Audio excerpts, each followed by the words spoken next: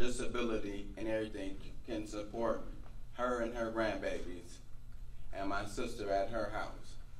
When I get a call at work saying the GRPD is kicking down her door and they won't let her out of the car because she's having an asthma attack in the police car, and I got my twin and my little brother cussing me out saying Mom is dying, what am I supposed to do at work? And no, I don't have nothing against GRPD. I know a couple officers that's really great officers. So don't make it seem like I'm against GRPD. All I'm saying is, why would you walk my 12-year-old niece out of the house and put a 12-gauge shotgun to the back of her head and tell her if she moves, you're going to kill her? My niece is on the phone. I got all this recorded. I have other people at my job who's standing there listening to my phone on voice, on loud mode, so they can hear all this.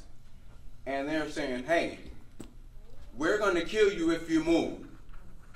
So my niece like, Uncle Fat, I don't want to die today. Uncle Fat, can you come over here? Where you at, Uncle Fat? They going to kill us. Granny sick. Granny dying in the police car. Only thing that I ask is this here.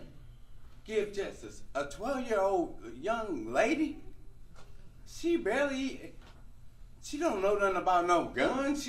We never had guns around her. She never seen excuse my language, she never seen a gun or nothing. She's a straight-A student. So when you put a 12-gauge shotgun up to her head and tell her, if she moves, you're going to kill her, what is she supposed to do? She crying on the phone to me. And her little brother right here, he comes on, he's so jolly, he don't know what's going on. So he runs out the door like, look, if you touch my sister, I'm ready to fight. Look, he's 10 years old. He don't know nothing about life. All I say is, I just want justice. Hey, don't do that to no 12-year-old female. That's all I have to say. I have nothing else to say. Thank you. That's all I have to say, man. I want to thank the media for being here covering it. I want to thank Michael Buxton for broadcasting it to our youth. He has a major following, so some of our youth that can't be here will be able to listen. I want to thank Reverend Smith for being here, who represents Messiah Church, and welcome him to Grand Rapids, Michigan. Jerry Bishop, who's always been on the forefront when it comes to helping our youth. At this point, before we go right into public comment, we're going to hear a minute or two from each one of our commissioners. We're also going to hear from Jeremy DeRue from Link, who has been on the forefront of this with us when it comes to sticking up for our youth. Is there any more families here or children that have been handcuffed? Okay, we will move on to Commissioner Ruth Kelly.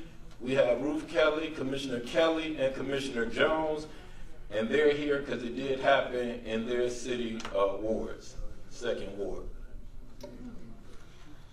Thank you, Commissioner Womack, and I just wanted to again say my thanks to all of you for coming today, because this is a day for us to listen.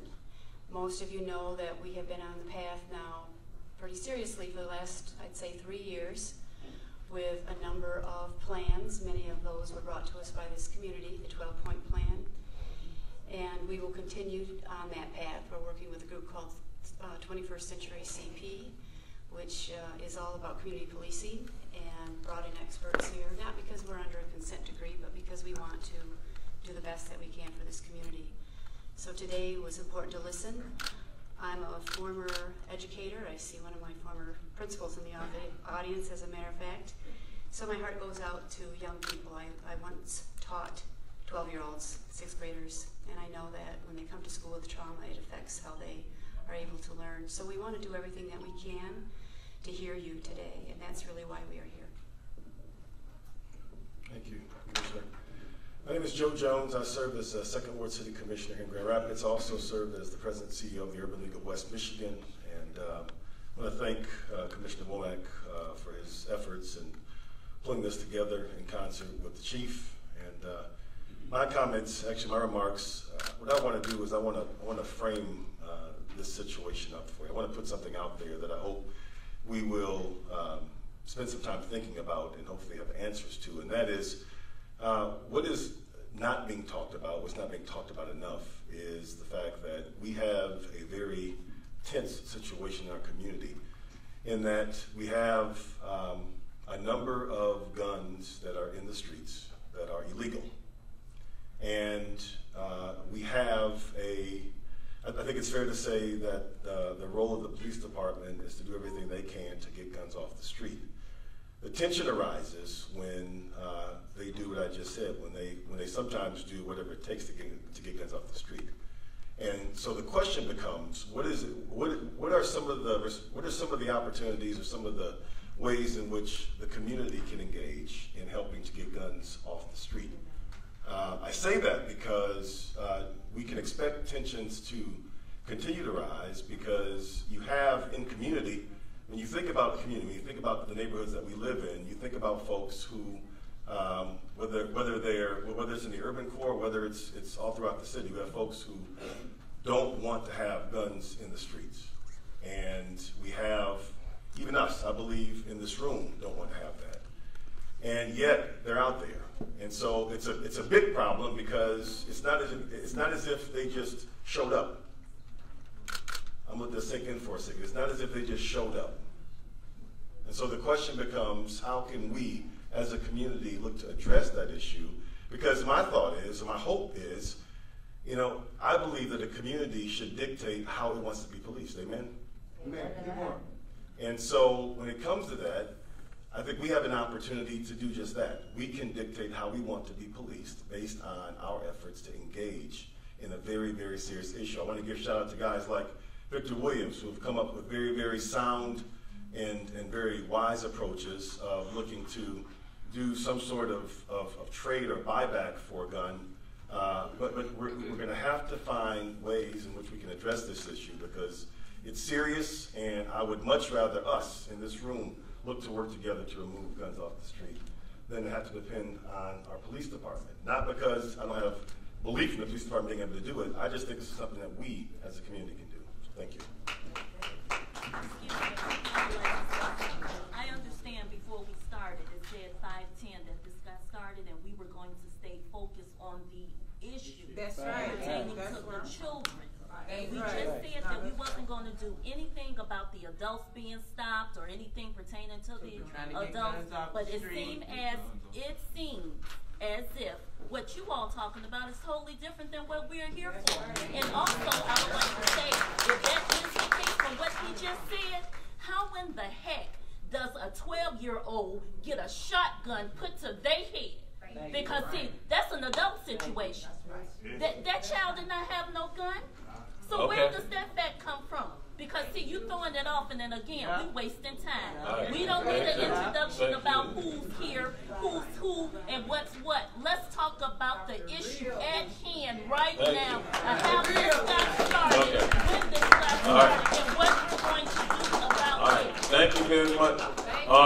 And don't rush me like that. Be disrespectful. Let me tell you. Everyone. But just like I had to stop him from talking because he had his 2 minutes, if I give this right to anyone, and anyone wants to talk for 5 minutes, a half hour, we are not going to get through this. Once I hear that you got your point out and that the audience can react to your point, I will have to move. And like I told everybody, that is nothing personal to anybody.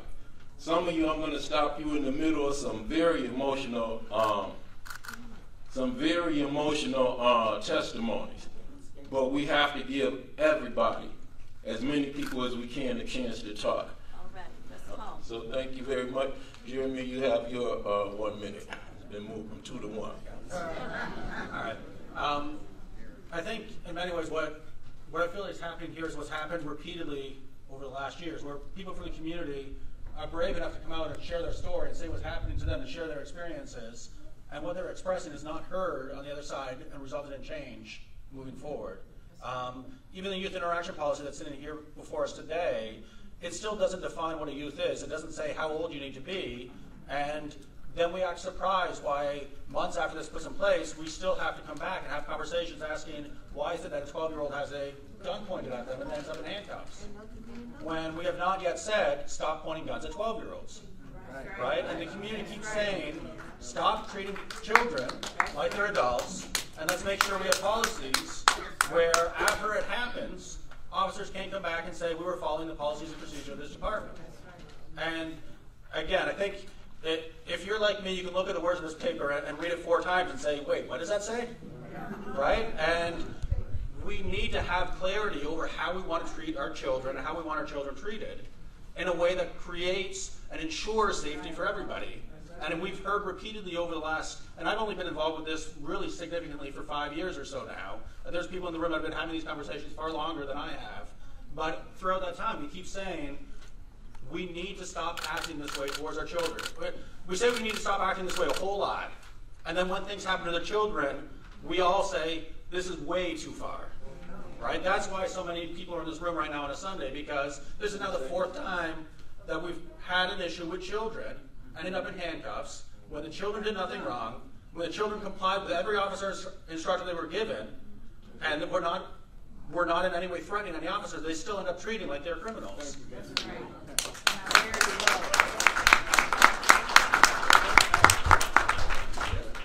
All right. We're gonna move to public. You can walk right up right now for public comment. This is the 4th incident where Grand Rapids has been on the international news. Can you go to the mic? So something's wrong. Can you go to the microphone? That's all I wanted to say. Okay, thank you. There's not a mic there. Ain't no mic there. There's no mic there.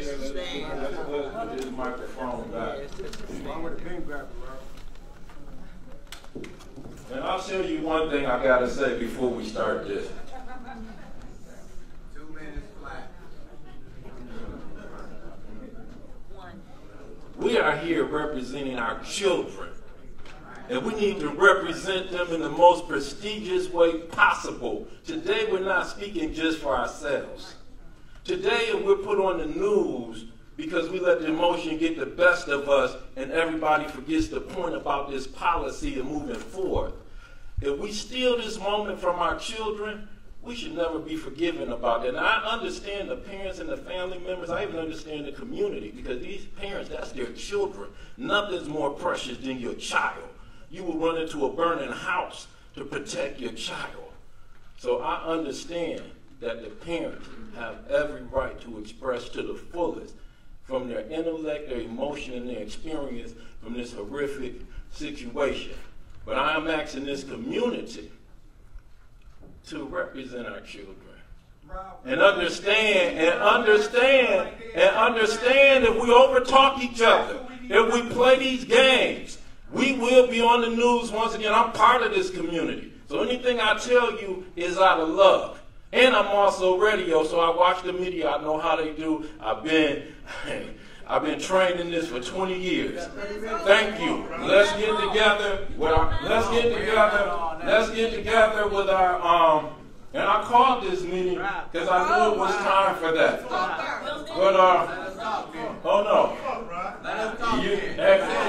that's why I brought you here today. But once again, like I said, we can act a fool. I've seen it for 2 years, but now it's about the kids. All I wanted to say is that this is the 4th incident where we're internationally known for doing this. When is the police department going to change? Do you like being on the news all over the country? Chief, Rob, who's our place so I can look at? You want to be on the news? Whoever is consulting with you and telling you guys how to do it, they're telling you wrong. And that's why we're here. Not for somebody to read no paper to us, but to deal with the decision, the people who make the decisions on how they're going to police us. And you keep getting the same old people. And it's time for change. And that's why we're here, because we don't want it to continue. I don't want people to reach out to me because I'm from Grand Rapids and y'all got a police department problem. Ma'am, change starts with you. Thank you very, very much, Dana. Thank you for your efforts on Facebook to help us bring out the community and the organization. I have questions. At what age do our children stop being children? We already know what and why. Now, how are we going to get through it? We continuously say we're going to get through something, but we can't get through anything when the Grand Rapids Police Department continues to have discriminatory practices. Grand Rapids Police, they fear our children for what reason, I don't know, but there should never be a child in the hallway, a parent in the hallway, and somebody trying to console that parent. Jeremy, you do not represent my community. Every other word was children. Say it like it is. You pull guns on black children. You have no chill when it comes to our children. We will stop and we will stand down when you stop. But all this marching and repetitive talking and all this game facing and all this bought and paid for, everybody ain't for sale, and we don't even feel safe. Guns are everywhere. Not just in the black community, but the black community takes the consequences of the reality of what the media puts out there. So I'm not going to accept anything you say. You don't represent me. None of y'all do. You need to be saying, how do we fix it? Because every 2 months there's a problem, and every 2 months we gonna march, and every 2 months somebody follow the protocol. Make your mind up. All right? Our kids matter too. Our black children matter too. I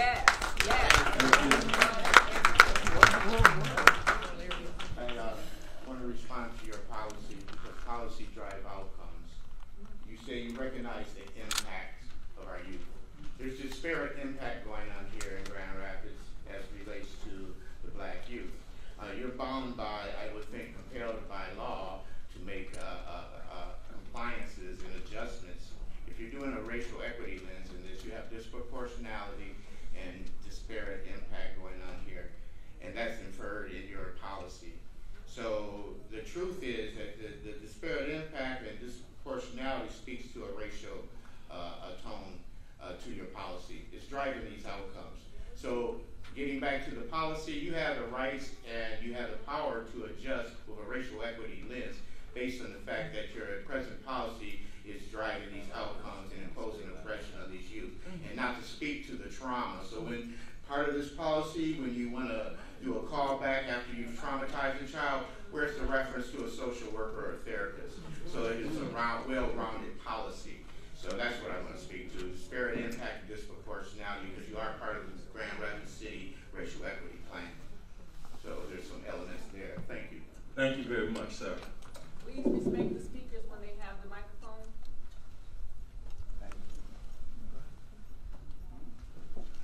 Next. All right, I'm an official Vine, bro. Chief, I'm from Holland. I deal with things like this all the time. All right. So with this policy, is a few things that I highlighted, like experiencing trauma. You know, kids experiencing trauma. You causing the trauma, like the gentleman said. Why you guys not fixing the trauma afterwards? You caused it. You should be paying for it, not the insurance companies. Second, I like what you said. I forgot what it was, but I remember it was a key thing. There's a lot going on. I deal with trauma. I got it. That's why I'm here. I represent the community, the kids, and everything. That's my main focus. I feel like you all need to let us protect our community. And that's black individuals in our black community. We don't need white officers there. If there's an issue, maybe you need more city neighborhood watchers or something to make a phone call, and the police need to call that head of neighborhood watch to say, hey, we got this going on in your community. Can you guys get together and get that together and fix it? Maybe that needs to happen or something. But guns to a girl's head, that's very disrespectful. You guys are not it without a badge and a gun. Because I bet you want to fight that little girl's day one-on-one for her. That's the representative for that little girl, is the father. Then if the father's not around, it's the mother. Who the mother, if she got a brother, she'll go get her brother, which is the uncle. 10 seconds. I know I'm not close to 2 minutes yet. I'm very good at times, in my mind. So, back to you, Chief. Because Robert S. is paid right now. Back to you all. So, you all need to get together, and I will get with you all. I will come and meet with you all. I speak for the kids in the community. I have many people out watching this right now, and I've been in Grand Rapids for 4 months. I would like to sit with you whenever you got time. We can set up a date today, and we can make something happen. Thank you. You welcome. But yeah, we can do that right now. I take the business. No. He's part of Holland. He's I part just have of a Holland question, politician. just referencing the youth policy. He needs What to be could heard. she have done differently that would have resulted in her not getting handcuffed? That's what we want to know as parents, as a grandmother. I don't want my grandchildren to start calling me when they get of age saying, you know, Grandma, I was handcuffed today. It's becoming a norm. And you guys have to understand, well, we have to understand as a community that our children, they are going to be scared of you guys, the police, just because it's a generational thing.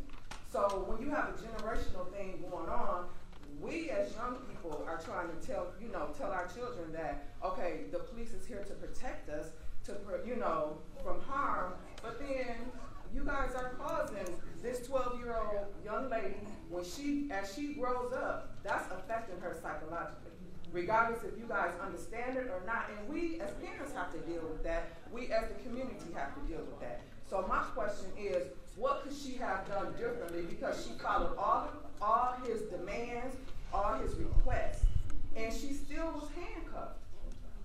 So that's my question. Thank you. Hello, I have a statement. My statement is this. I have a 12-year-old right here. He's 11. He'll be 12 in January. Look at them. Look at now, him. Doesn't he look like a 11-year-old? How would that impact him if you guys pulled a gun out on him? And then you speak and say about giving out our guns. I'm not giving you nothing. I'm going to keep my gun. Yes, ma'am. For the simple fact, because there's stuff like this is going on out here. My son is not protected. And he told me just 2 days ago, he said, Mama, I wanted to be a police officer. I was grooming him to be one of you guys. But now, what do you want to be, Duke? Tell him. He don't want to be a police officer anymore.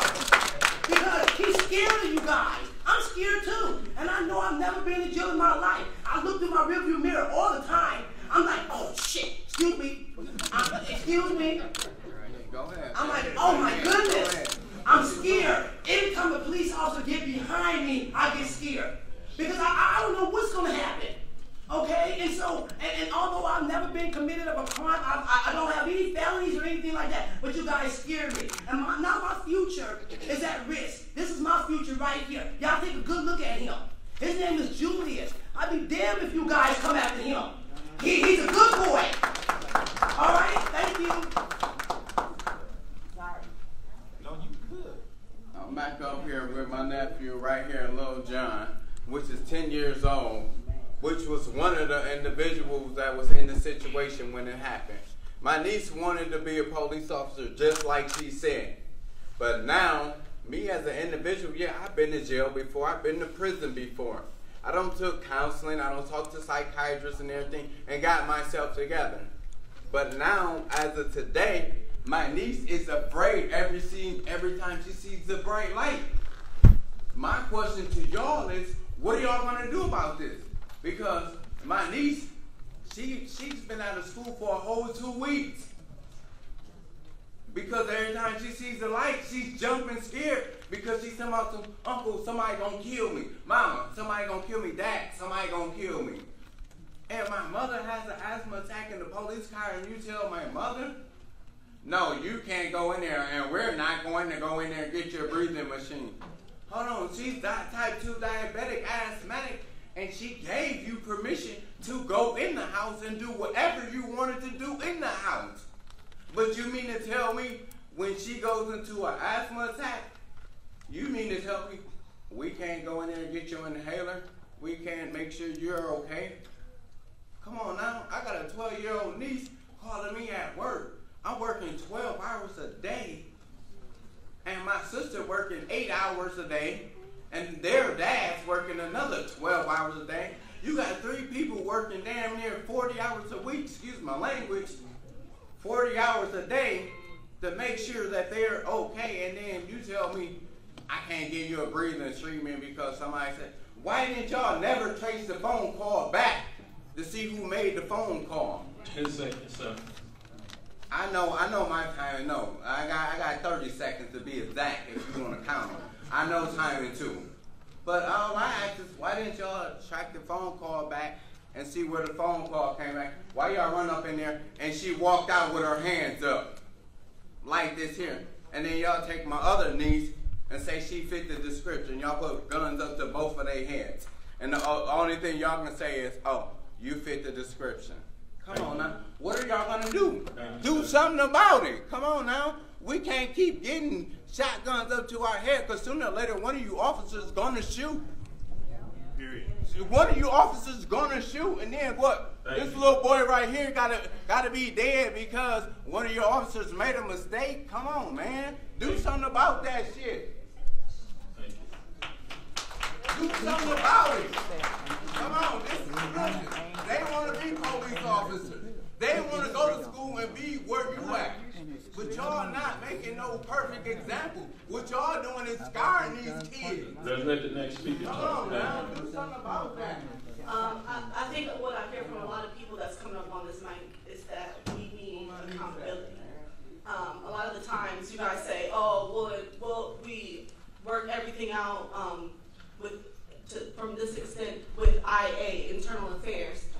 Yet when I call Internal Affairs to report something, I get laughed at. So there's something that's not in place within these policies that's holding everybody accountable. Not just the people on the field, not just you, not everybody, not just the children who are being frisked. Everybody, the police officers need to be held accountable. And then we get a meeting here and we get 30 minutes to speak, but yet there's all these people in chairs who have a voice, who have a story, who have something meaningful that needs to be put out here that can help you guys, that can bring this change, but yet you guys only give us 30 minutes to speak. That says a lot to how much you guys actually care about what we have to say. But then you guys give 40 minutes to you guys whose voices I'm sure are heard multiple times, because you guys are some of the fastest that help to move this city. You guys get more time than the people that don't have a voice regularly. So there's an imbalance. Also, in the policy, these reasonably discretioned policies that you guys put in place, before you do anything else, you say run safe, but that's so loosely termed that I didn't feel safe coming into the police department today. I did not feel safe. I never feel safe. As soon as I see those lights, or as soon as I see a car, or as soon as I see an officer, and my skin isn't even as dark as these children who have had guns put to the back of their heads. So imagine how they feel. Oh wait, you can't, because you haven't lived it. Maybe from a police point, but from an innocent civilian standpoint, take that badge off for a minute. Do you have a child? What would you do? What would you do if your child had a gun put to her head? Would you shoot first, ask questions later? 10 seconds. I don't think I have anything else to say. One of my questions is when the officers start boot camp, or whenever they start, don't they have a self-defense class? Like dealing with 11 or 12-year-old, don't they know how to catch them and hold them without handcuff them? And just like the lady said, someone called me a false accusation. I had this going on the last couple of weeks. They claimed my neighbor called. Is that perjury for whoever called? How can you get the record of what a police officer called? They said the music too loud. They called 6 cruisers. A false person called, like they did that lady about her child. So who is these people calling, or is it just the officer just riding down, seeing a group of people, black people, having a nice time? Let's stop and see, because like I said, I've been living in my home for 30 years. My neighbors and I, we don't go hang at the bars. 9 out of 10, they like turn the music up. So for them to do that and use that for excuse, I know it's a different subject for the child, but that was one of my main questions. If these officers was in boot camp, had trained in self-defense, if I don't even have self-defense, but I know how to catch a 12-year-old without. That's my last thing, and I can do it with a police officer. The lady here to the right, when you got up and made that smart comment, sometimes things you said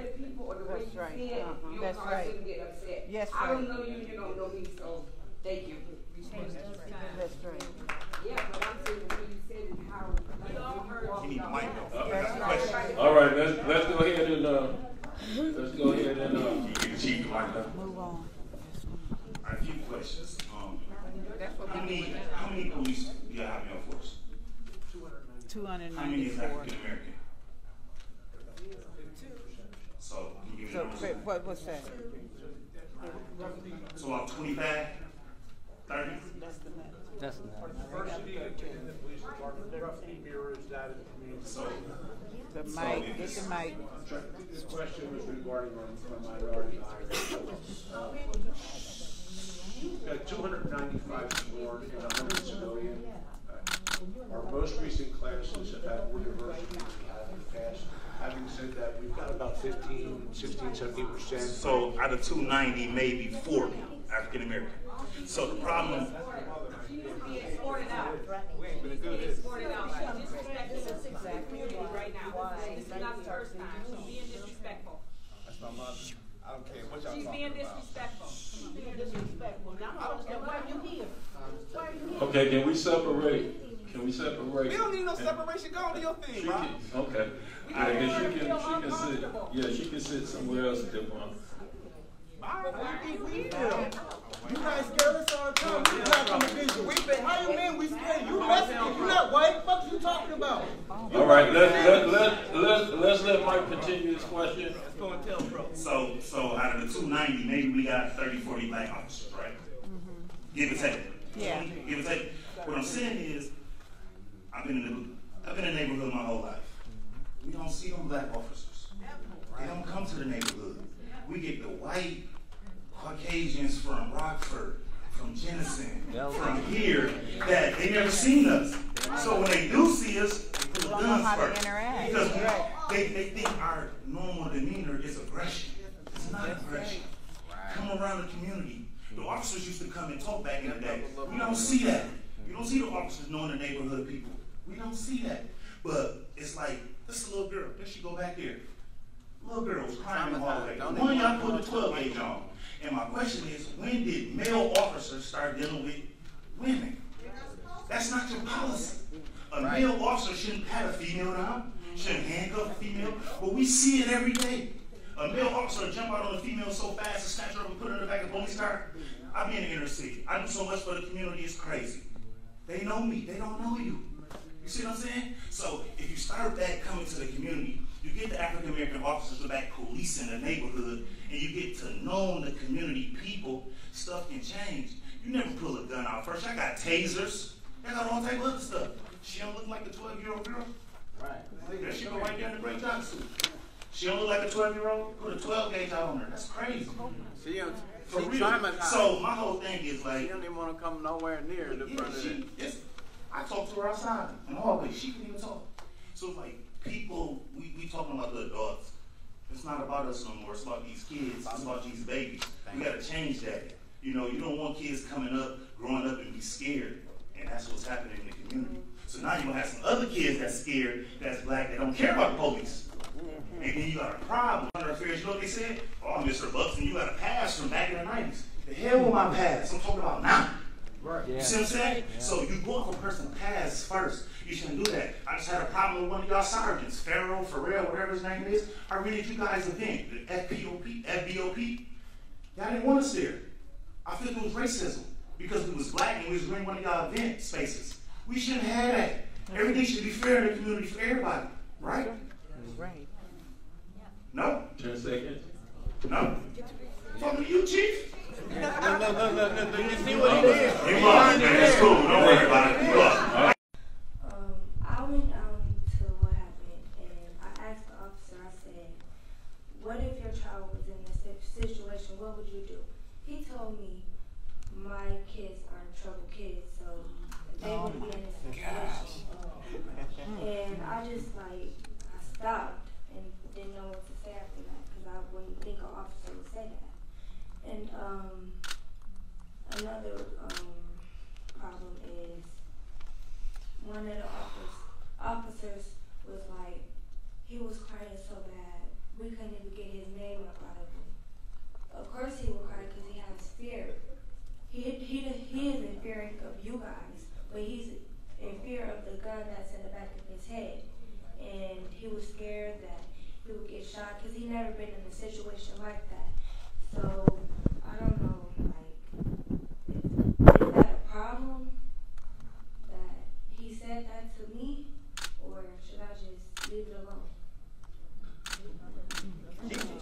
talking to you. Is there a problem? If I take as much time answering every person, so Well, answer the kid. I'm also going to give out my cell number, which I do regularly. Can you answer the little girl? Answer the little girl. They don't have the third question, then we really got to make sure you wasting our time if you ain't going to talk to the kid. So my cell number, which I've given out with frequency, and the open office hours, which I hold, my cell number is 558-1774. I don't want to give her, she deserves more than a flippant answer. She deserves me to sit down with her. No, she deserves my undivided attention, and she deserves to be heard by an adult who doesn't give her a quick response. No, I'd much rather sit down with you and learn all the circumstances and give you an answer worthy of your time. So I appreciate you being here.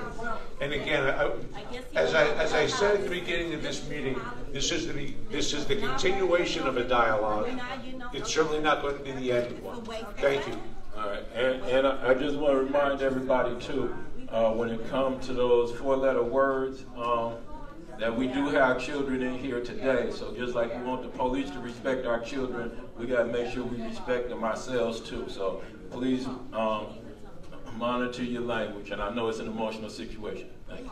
Okay, my question to the chief is, if you're afraid of a 12-year-old, you should not be a police officer. I would turn my back. Anytime I can't contain a 12-year-old, I shouldn't be a police officer. If a teacher touches a child, her job is over. My question to the city manager is that when the public has mistrust, I want the police chief to resign. I'm asking for your resignation. This is the 4th incident. And it's been on me. I've been noticing it. If you're from North Carolina, you can take that back to North Carolina. I mean, you're in Grand Rapids, Michigan. And we're going to show you we love our children. You might not think they're anything, but they're everything to us. Because in Grand Rapids, I see doctors, I see teachers, I see ministers. We love our children. So whatever you think about it, throw it out your head. Because we love our children. They are our future. And I want to ask, what happened to the lady who called on the 12-year-old girl? What are you guys doing with her? Because these people are going to get somebody hurt. What do you do with an infant? Is he handcuffed too? I have a 5-year-old granddaughter who is afraid to go to school because of your officers. When she's still in the back, she's screaming, "Grandma, they're coming for us." I said, "Honey, they got to go through me to get to you." Because I love my grandchild. And my question is, if you're afraid of a 12-year-old, you should not be a police officer. Get out.